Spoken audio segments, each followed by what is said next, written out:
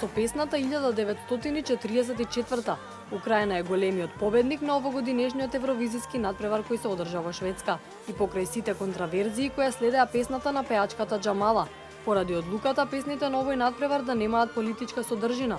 Сепак 1944 беше одобрена и го освои првото место. I was so appreciated to this global arena. Многу го ценам ова. Публиката беше прекрасна, ова е едно многу убаво шоу. Им благодарам на организаторите. Знаете, доколку пеете за вистината, можете да допрете до многу луѓе. Џамала, која ја изведе оваа песна, пееше за депортацијата на кримските татари од Јосиф Сталин. За пеачката 1944 е многу лична песна.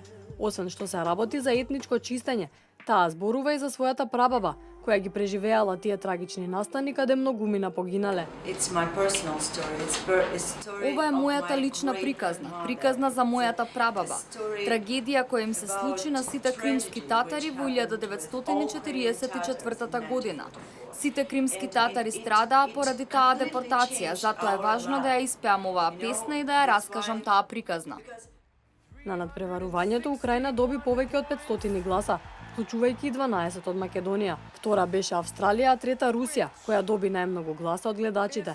Од нашиот регион најдобро се пласираше Бугарија, односно на 4-то место.